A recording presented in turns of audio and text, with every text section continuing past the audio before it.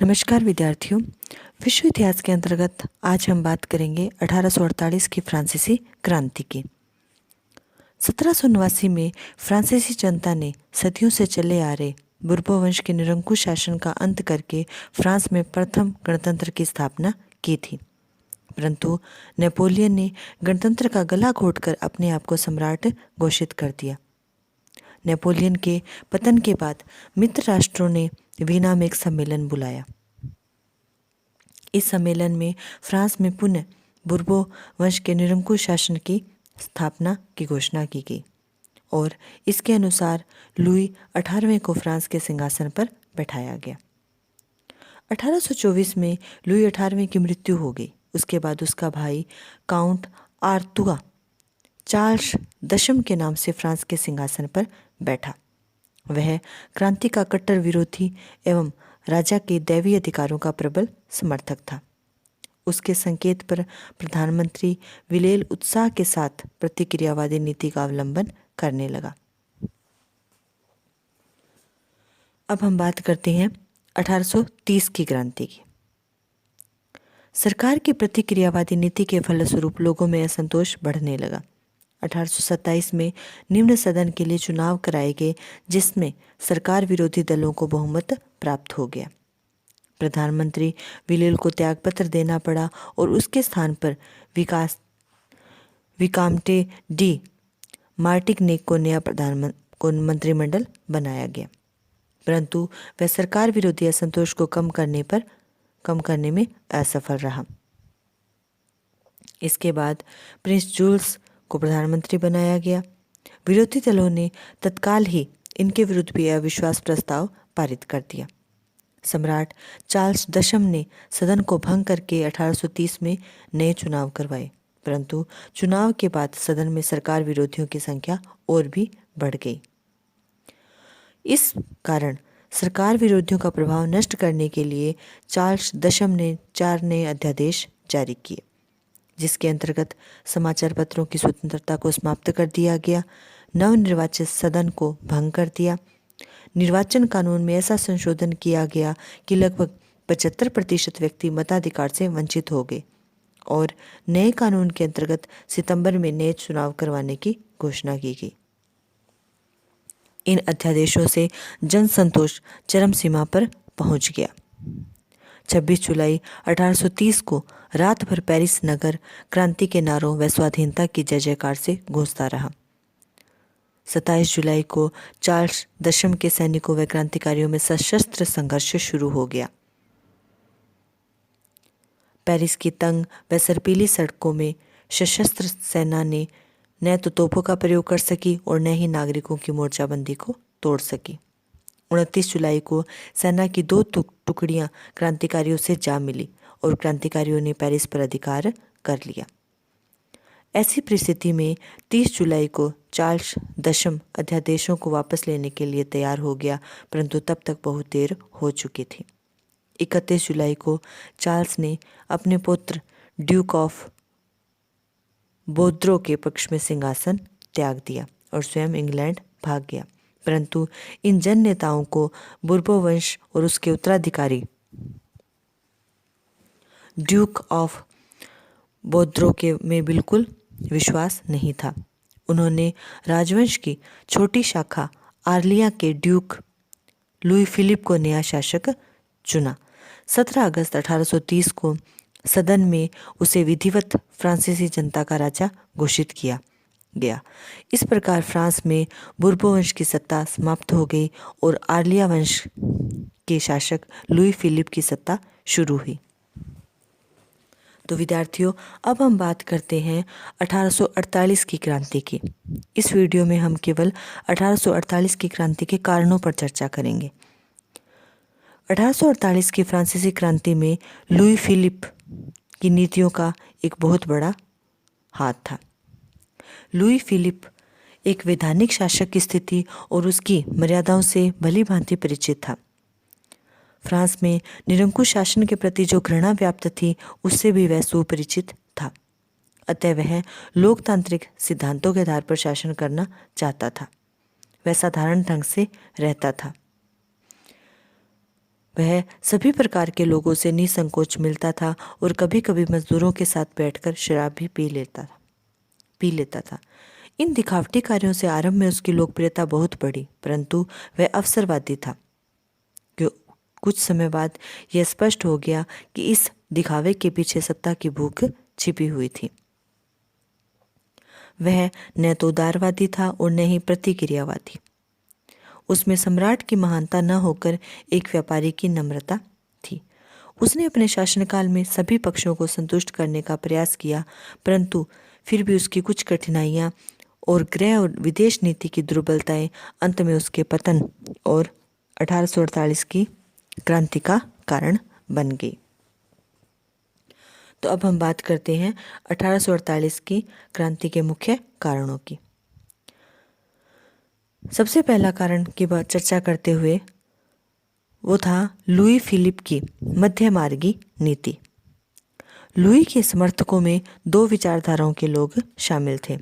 एक तो प्रगतिवादी थे जो क्रांति के बाद कुछ और सुधार करने और उग्र विदेश नीति अपनाने के समर्थक थे, और दूसरी तरफ रूढ़िवादी थे जो यह मानते थे कि मौजूदा व्यवस्था में कोई सुधार नहीं किया जाना चाहिए। लुई ने प्रगतिवादी और रूढ़िवादी दोनों विचारधाराओं के मध्य न्याय संगत मध्य मार्गी नीति अपनाई, जिसे स्वर्णिम मध्य मार्गी नीति कहा जाता है। उसने सभी पक्षों को संतुष्ट करने का प्रयास किया। गणतंत्रवादियों को प्रसन्न करने के लिए उसने बुर्बो राजवंश के सफेद झंडे के स्थान पर क्रांति के प्रतीक तिरंगे झंडे को राष्ट्रीय ध्वज बनाया, और कट्टर सत्तावादियों को प्रसन्न करने के लिए उसने उच्च मध्यम वर्ग को शासन में अधिक से अधिक महत्व दिया। जनसाधारण को संतुष्ट करने के लिए उसने स्वतंत्रताओं पर लगे सभी प्रकार के प्रतिबंध हटा लिए। 25 वर्ष के उन सभी व्यक्तियों को 200 फ्रैंक प्रति वर्ष कर देते थे, जो व्यक्ति थे जो 25 साल के थे और जो 200 फ्रैंक प्रति वर्ष कर देते थे, उन्हें मताधिकार दिया गया। यद्यपि उसने अपनी मध्यम मार्गी नीति के द्वारा सभी पक्षों को संतुष्ट करने का प्रयास किया, किंतु फ्रांस का कोई भी दल उससे संतुष्ट नहीं हुआ। इसके अलावा लुई फिलिप की गृह नीति भी उसके पतन का या इस क्रांति का कारण बनी। यद्यपि लुई फिलिप केवल वैद्य राजसत्तावादियों और उच्च मध्यम वर्ग के समर्थन पर ही निर्भर था, किंतु वह अपनी इच्छा अनुसार अपना मंत्रिमंडल बदलता रहता था। कभी वह प्रगतिवादी दल का मंत्रिमंडल बनाता तो कभी रूढ़िवादी दल का। यदि किसी कारणवश कोई मंत्रिमंडल उसकी नीति से सहमत नहीं होता तो वह उसे बर्खास्त कर देता था। इस प्रकार धीरे धीरे वह स्पष्ट रूप से स्वेच्छाचारी बन गया। वह स्वयं को केवल वैधानिक शासक नहीं बनाना चाहता था, अपितु वह स्वयं शासन भी करना चाहता था, और उसकी यही बात उसके पतन का कारण बन गई। यद्यपि उसने अपनी आंतरिक नीति में औद्योगिक और सामाजिक सुधारों की ओर विशेष ध्यान दिया था, परंतु इससे मजदूरों और किसानों और निर्धनों को कोई लाभ नहीं हुआ। मजदूरों ने अपने छोटे छोटे संघ बनाकर आंदोलन शुरू कर दिए। समाजवादी नेता लुई ब्ला ने जनतांत्रिक आधार पर सरकार का पुनर्गठन करने तथा राष्ट्रीयकरण करने पर बल दिया। लुई ने इस प्रकार की मांगों पर कोई ध्यान नहीं दिया, अतः जन असंतोष बढ़ता गया। इसके अलावा लुई फिलिप ने भाषण, लेखन व समाचार पत्रों पर कठोर प्रतिबंध लगा दिया। सरकार की आलोचना करने वालों को कठोर दंड दिया जाने लगा। उसकी दमनकारी नीति से क्षुब्ध होकर विद्रोहियों ने उसे अनेक बार मारने के प्रयास भी किए, किंतु सैन्य शक्ति के बल पर विद्रोहियों का दमन कर दिया।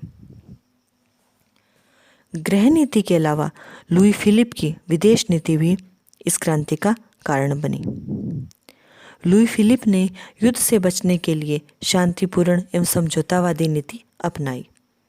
इंग्लैंड के साथ मित्रतापूर्ण सहयोग उसकी विदेश नीति का महत्वपूर्ण अंग था, क्योंकि रूस और ऑस्ट्रिया को फ्रांस के नए राजतंत्र में विश्वास नहीं था। इसके विपरीत फ्रांसीसी जनता गौरवपूर्ण व क्रियाशील विदेश नीति चाहती थी। लुई फिलिप ने बेल्जियम, पोलैंड, इटली, मिस्र, स्पेन और स्विट्जरलैंड के प्रति जो नीति अपनाई थी उससे फ्रांस की जनता अत्यधिक रुष्ट हो गई थी और उसकी नीति क्रांति का कारण बनी। इसके अलावा 1848 की क्रांति का एक अन्य कारण था मध्यम वर्ग की प्रधानता। लुई फिलिप ने सिंहासन पर बैठने के बाद जो नया संविधान प्रदान किया था उसमें उन्हीं लोगों को मताधिकार दिया गया था जो एक निश्चित मात्रा में वार्षिक कर अदा करते थे। परिणाम स्वरूप निम्न सदन में मध्यम वर्ग के लोगों का ही वर्चस्व बना रहा। आम आदमी के लिए सदन में पहुंचना लगभग असंभव था। मध्यम वर्ग ने अपने हितों का ध्यान रखा और जनसाधारण के हितों की उपेक्षा की। इससे आम आदमी को कोई लाभ नहीं मिला और वे लुई फिलिप को घृणा की दृष्टि से देखने लगे। इस कारण अवसर मिलते ही वे एकजुट हो गए और उसकी सत्ता को उखाड़ फेंका। एक अन्य कारण था समाजवाद का उदय। जो जो फ्रांस में औद्योगिक एवं व्यावसायिक क्रांति का विस्तार होता गया वैसे वैसे वर्ग संघर्ष भी बढ़ता गया और समाजवाद का उदय हुआ। समाजवादी नेता लुई ब्लांक ने मजदूरों को अपनी ट्रेड यूनियन स्थापित करने के लिए प्रोत्साहित किया। उसने प्रभावशाली तरीके से मजदूरों के हितों का प्रतिपादन भी किया। मजदूरों ने अपने वेतन बढ़ाने तथा अन्य सुविधाएं प्राप्त करने के लिए सरकार से मांग की, परंतु लुई फिलिप ने हमेशा पूंजीपतियों का पक्ष लेकर मजदूरों तथा अन्य समाजवादियों को अपना विरोधी बना लिया। फरवरी 1848 की क्रांति में मजदूरों ने बढ़ चढ़कर हिस्सा लिया। इसके अलावा लुई फिलिप की निर्बल संवैधानिक स्थिति भी क्रांति का कारण बनी। वह फ्रांस सम्राट न होकर फ्रांसीसी जनता का राजा था। जिस निम्न सदन ने उसको राजा चुना था उसे चार्ल्स दशम ने पहले ही भंग कर दिया था। उस निम्न सदन के 430 सदस्यों में से केवल 219 ने ही उसके मत में पक्ष में मत दिया था। अतः निम्न सदन के लगभग आधे सदस्य उसके विरोधी थे। इन सब कारणों के अलावा लुई फिलिप की दमनकारी नीति भी इस क्रांति का कारण बनी। वैसे तो अधिकांश राजनीतिक दल लुई फिलिप की नीतियों से असंतुष्ट होकर उसके विरोधी बन गए थे, परंतु गणतंत्रवादी तो उसकी सत्ता को ही उखाड़ फेंकना चाहते थे। अतः लुई फिलिप ने गणतंत्रवादियों के प्रति दमनकारी नीति अपनाई। चारों तरफ गुप्तचरों का जाल बिछा दिया गया। भाषण, लेखन व समाचार पत्रों पर कठोर प्रतिबंध लगा दिया तथा सरकार की आलोचना करने वालों को कठोर दंड दिया जाने लगा। इससे लुई फिलिप के विरुद्ध असंतोष बढ़ता गया और उसे खत्म करने के लिए अनेक बार प्रयास किए गए। इस प्रकार लुई फिलिप की प्रतिक्रियावादी नीति, उसकी गृह नीति, विदेश नीति और उसकी दमनकारी नीति, इन सब ने 1848 की क्रांति का मार्ग प्रशस्त किया। इसके अलावा समाजवाद के उदय और मजदूरों में जागृति ने भी 1848 की क्रांति को जन्म दिया। विद्यार्थियों, आज इस वीडियो में हमने 1848 के क्रांति के कारणों पर प्रकाश डाला है।